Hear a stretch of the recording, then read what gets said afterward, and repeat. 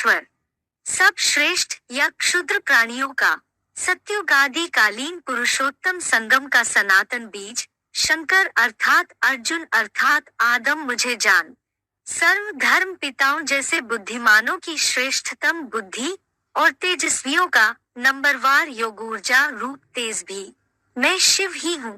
श्लोक से संबंधित शिव बाबा के महावाक्य कहते हैं हर हर महादेव सबके दुख हरने वाला वह भी मैं हूँ शंकर नहीं है।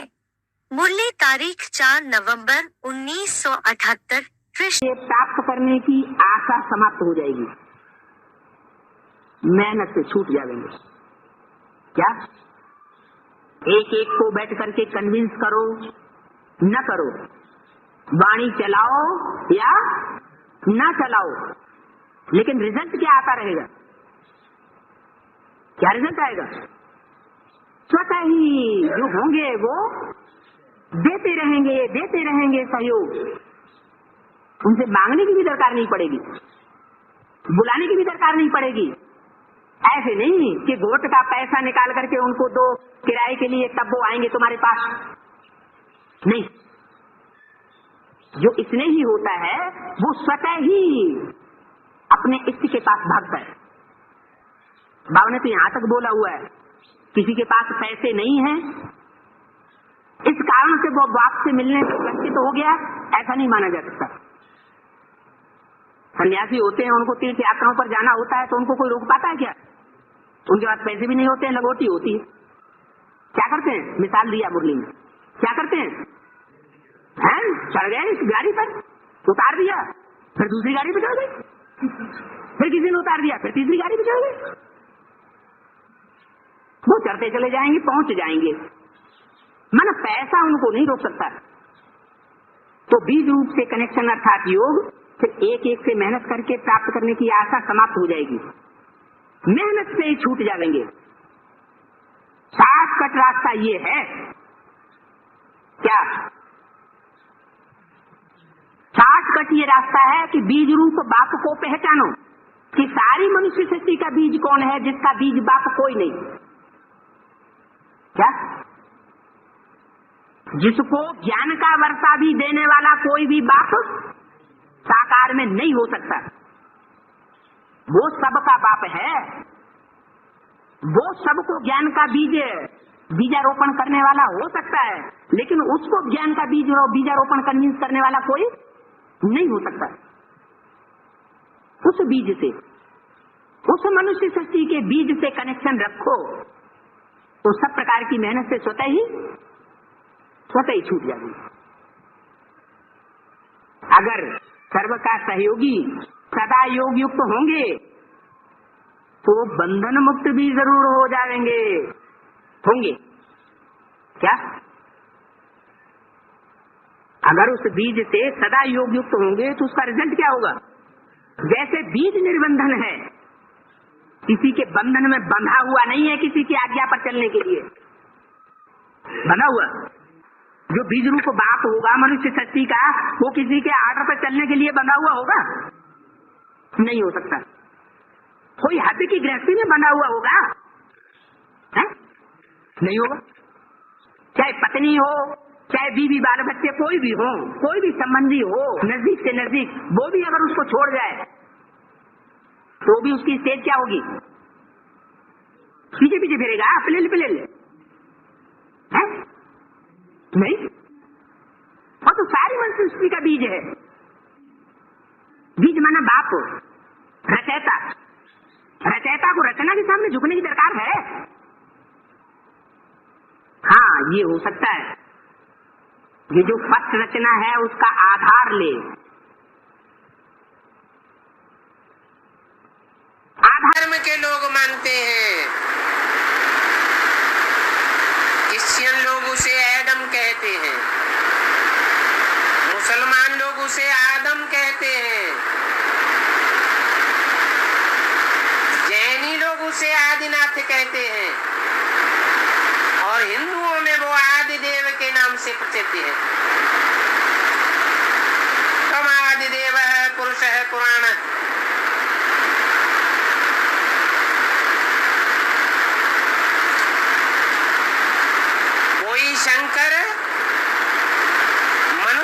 सृष्टि का बीज रूप है, जिसका कोई बाप नहीं,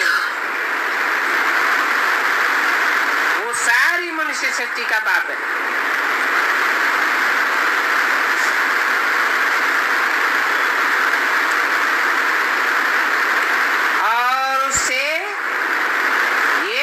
शक्ति रूपी उल्टा झाड़ पैदा होता है।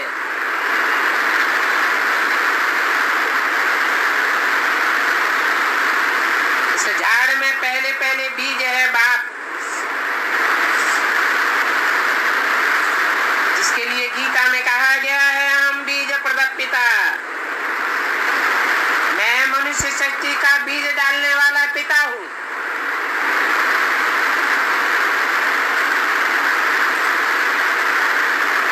सदैव ऊपर में होता है, झाड़ नीचे होता है, और सारी मनुष्य शक्ति का बीज भी एक ही है। अभी तुम बच्चे बीज बाप को जान गए हो,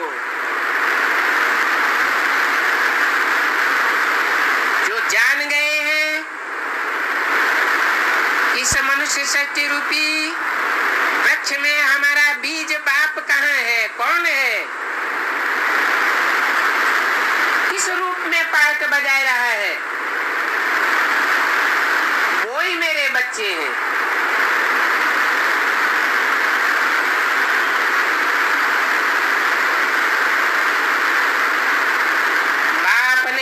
के आदि सनातन देवी देवता धर्म की स्थापना की,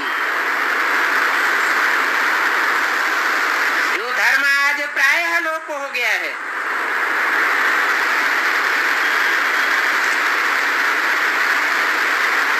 मना बहुत करके लोप हो गया है, देखने में नहीं आता,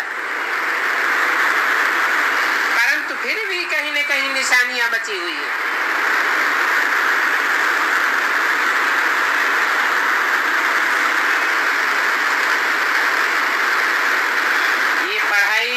पढ़ाते हैं जो मुश्किल को सहज करने वाला है। पढ़ाई का नाम भी है सहज राजयोग।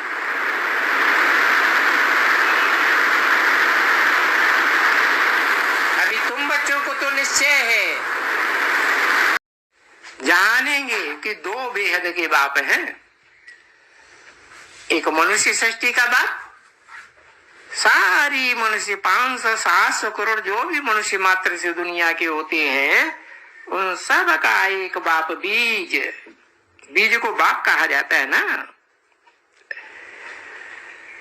तो वो बाप मुसलमानों में क्या कहा जाता है पता है?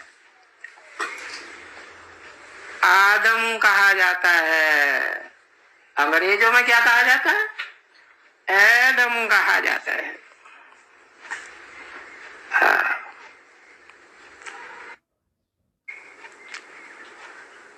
तो उनकी बुद्धि में बैठेगा,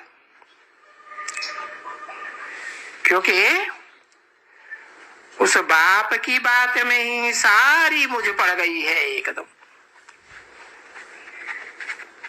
क्योंकि सब धर्मों में सृष्टि का झाड़ दिखाते ही है, अपने अपने तरीके से बनाया हुआ।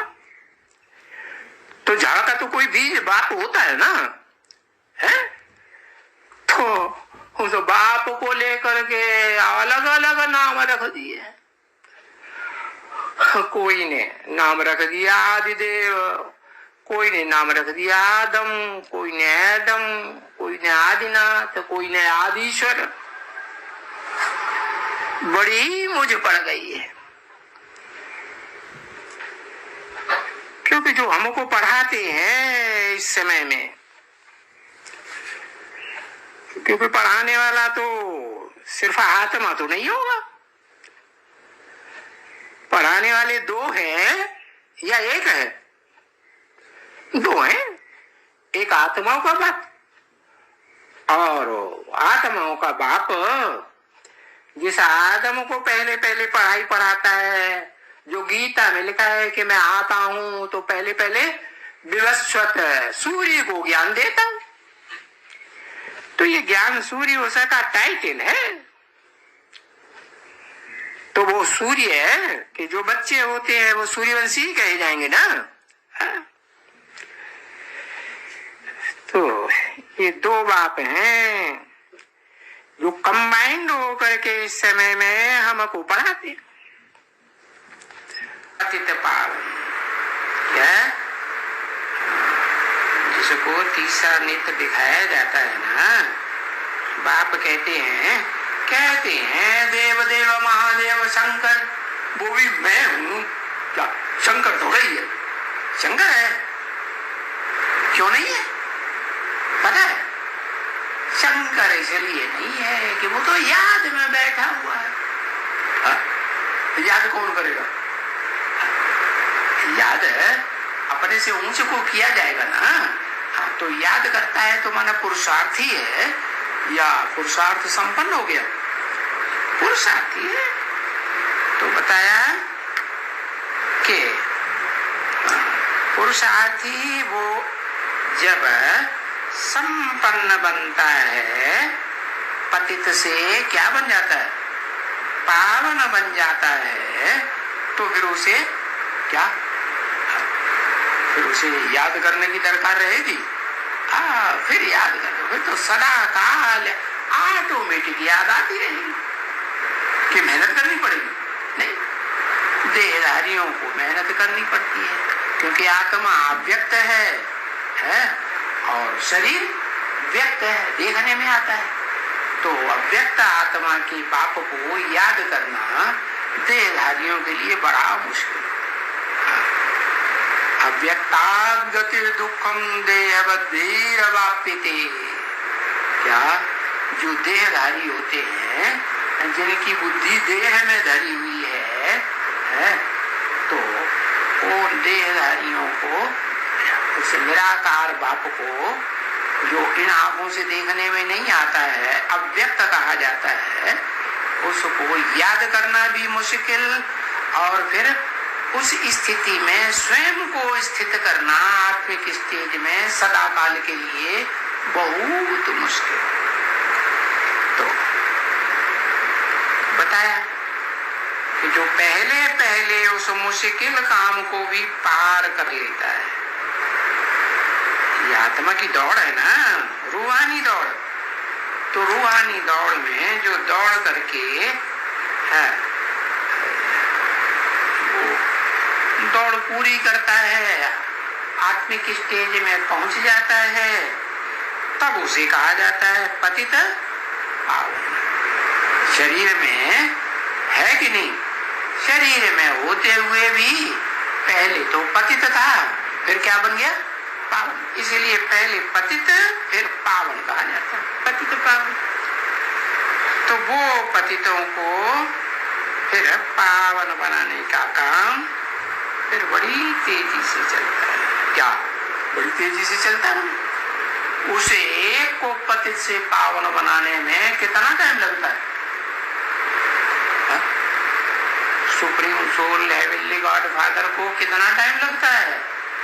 और यही पता नहीं हुआ है। 40 साल लगता है, 50 साल लगता है। अच्छा 80 साल नहीं गए? 80 साल नहीं गए हैं?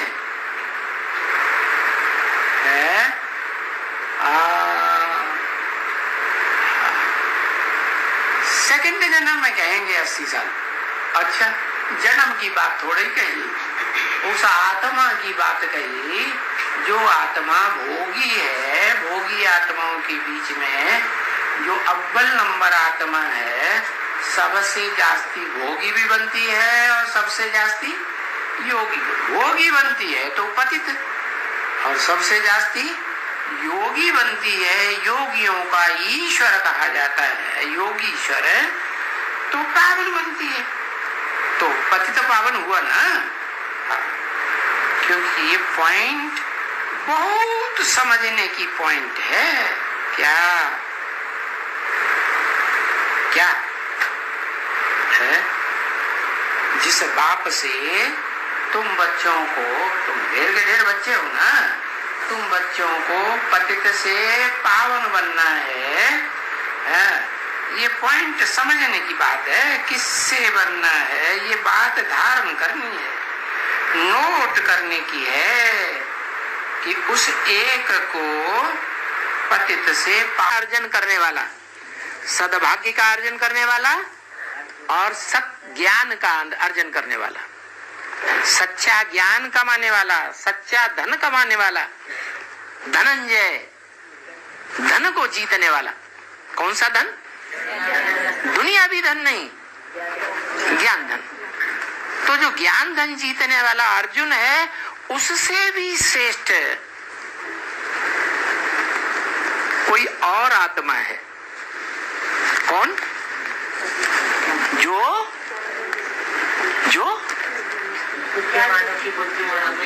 बुद्धिमानों की बुद्धि। उसके लिए गीता में कहा गया है, इंद्रियाणि पराण्याहु, इंद्रियां बड़ी प्रबल हैं, इंद्रियेभ्यः परम मनः, इंद्रियों से प्रबल मन है। मनसस्तु पदा परा बुद्धि, मन से भी परे बुद्धि है। क्या मन है? या मन वाले एक हैं, दो हैं, चार हैं या अनेक हैं? मन वाले अनेक हैं। जो भी मन वाले मनुष्य हैं उनमें बुद्धि भी होती है या नहीं है? बुद्धि भी होती है। तो उन मन वालों और बुद्धि वालों में भी कोई एक बुद्धिमान भी है जो सबसे जास्ती बुद्धिमान है। उसको कहेंगे बुद्धिमान, बुद्धि वाला, और बाकी उसके मुकाबले सबको कहेंगे बुद्धू। ये क्यों? ये क्या बात हुई कि एक मनुष्य बुद्धिमान और बाकी सब बुद्धू? अरे 500-700 करोड़ मनुष्य हैं, उनमें कोई बुद्धिमान नहीं उसके मुकाबले, और वो बुद्धिमान। ये कैसे है? क्यों नंबरवार बने? पूरा समझा, धारण किया। हाँ, समझ माने बुद्धि, बुद्धि को ही समझ कहा जाता है। तो समझ को जिसने अप्लाई किया, क्या समझ को? कौन सी समझ? एटम बम बनाने की समझ? एटम बम बनाने की बुद्धि नहीं। ये कोई बुद्धिमानों का काम नहीं है कि दुनिया का नाश कर दो। बुद्धिमानों का काम है दुनिया का विनाश की बात सोचना या दुनिया के उत्थान की बात सोचना। उत्थान की बात सोचे तो मनुष्य, इंसान, उर्दू में फिर भी अच्छे अक्षर हैं। क्या नाम दिया?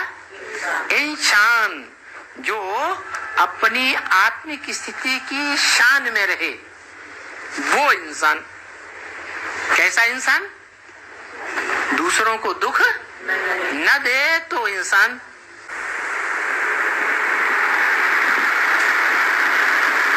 तो साबित हुआ कि यही इंद्रियां हैं जो पराण्याहु, परे ते परे हैं, बीज रूप आत्माओं के अंदर हैं। आधार मूर्त जड़ें तो बाद में बनती हैं, पहले बीज या जड़ें? पहले बीज,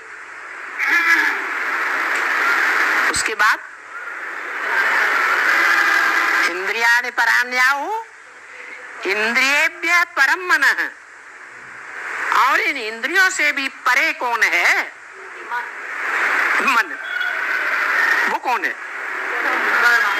मन रूपी घोड़ा कहा जाता है। बैल कहो, घोड़ा कहो, बात एक ही है। तो जो घोड़ा है वो कभी आगे जाता है, एकदम दौड़ के आगे चला जाएगा। हाथी ज्यादा पावरफुल या घोड़ा ज्यादा पावरफुल है? हाथी ज्यादा पावरफुल है, माता कहती अच्छा, दौड़ में कौन आगे चलेगा? तो कौन ज्यादा पावरफुल हुआ है? ये भी याद की दौड़ है ना, इसमें कौन ज्यादा आगे जाएगा? है? है?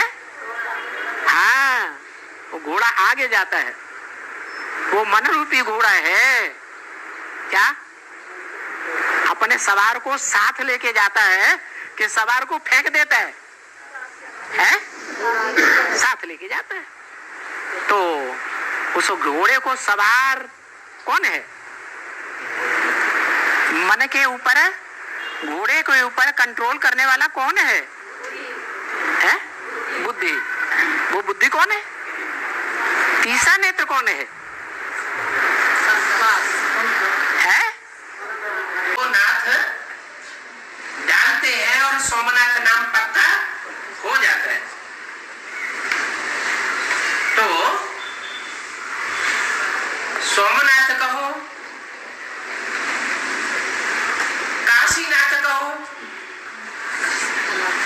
बात तो एक ही। क्या?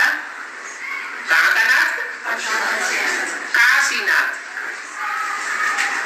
काश्य देश। काशी माना तेज का रस जहां भरा हुआ है। तेज माना क्या? याद का तेज। और याद माना क्या? इसने और प्यार को याद कहा जाता है। अगर इसने प्यार नहीं है तो याद भी ठहरती नहीं। तो याद का तेज जहां भरा हुआ है उस नगरी का नाम है काशी नगरी। और उस काशी नगरी को भी कंट्रोल किया तो नाम पड़ गया काशीनाथ। काशीनाथ, सोमनाथ। फिर सोमनाथ पहला मंदिर क्यों बना? काशी में क्यों नहीं बना? है? पहला मंदिर कहाँ बना? सागर के कंधे पर। कौन सा है? सोमनाथ का सागर के कंधे पर है। और बनारस है? गंगा नदी के कंधे पर है। तो सोमनाथ नाम जो है वो आदि में पड़ा। आदि में सो अंत में, यानी यज्ञ के आदि में भी कंट्रोल किया था। किसने?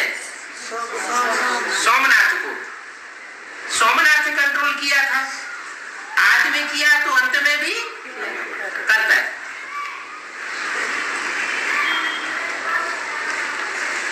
बनारस नाम आदि का नहीं है।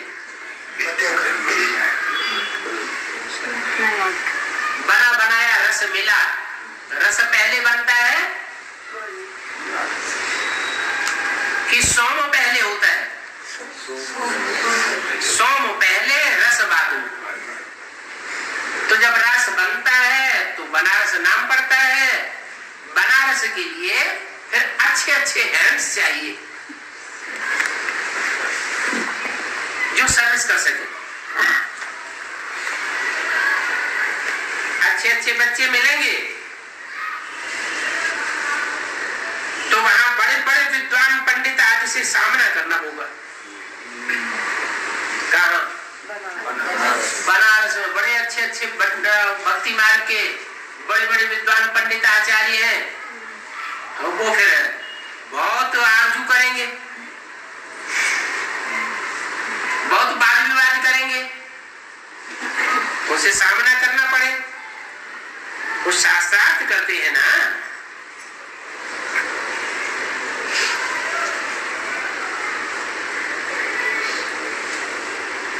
दूसरे कोई से शास्त्रार्थ हो नहीं सकता है। तो सत्व प्रधान बनते जाएंगे तो इससे सिद्ध होता है कि ये भी सत्व प्रधान सृष्टि चाहिए। है? किस तरफ इशारा किया? ये जो लक्ष्मी नारायण की सृष्टि है ना, इनके चारों तरफ पवित्रता का वाइब्रेशन दिखाया है ना, है कैसा पवित्रता। 5 तत्व हैं इनके चारों तरफ, लक्ष्मी नारायण के चारों तरफ पवित्र है, पवित्रता के तत्व। पवित्रता माना पवित्रता की आभा है, रोशनी है, न कि 5 तत्व हैं। नहीं, 5 तत्व तो सतो प्रधान बनने के बाद नई दुनिया जब शुरू होती है 16 कला संपूर्ण, तो फिर नीचे गिरना शुरू हो जाते। अभी तो तुमको सतो प्रधान सृष्टि चाहिए।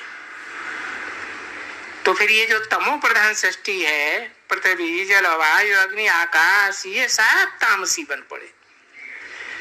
तो इस तमो प्रधान सृष्टि को क्या करना है? करना है कुछ, विनाश करना है। तो ये हुई विनाश की बात। और फिर स्थापना।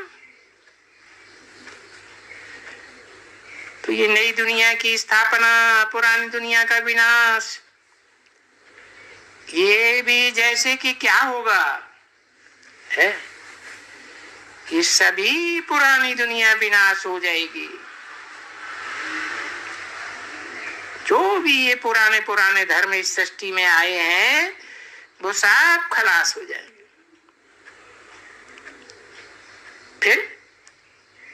फिर इसको ये सतो प्रधान कहलाई जाती है। कौन सी दुनिया है? उसे कहते हैं सूर्यवंशियों की दुनिया। जरूर सूर्य से शुरू होगी ना, है? और शास्त्रों में नाम भी दिया हुआ है विवस्वत सूर्य, क्योंकि शिव बाप ने आकर पहले पहले किसको ज्ञान दिया? विवस्वत सूर्य को ज्ञान दिया ना। तो ये क्या होता है? कल्प कल्प ऐसे ही होता रहता है। ये सारी सृष्टि गोल्डन एज कहलाई जाएगी। ऐसे नहीं कि ये सारी सृष्टि कोई सोनी बन जाती है, सोने की बन जाए। नहीं, अगर सोने की बन जाए तो उसमें तो फल फूल कैसे पैदा होंगे?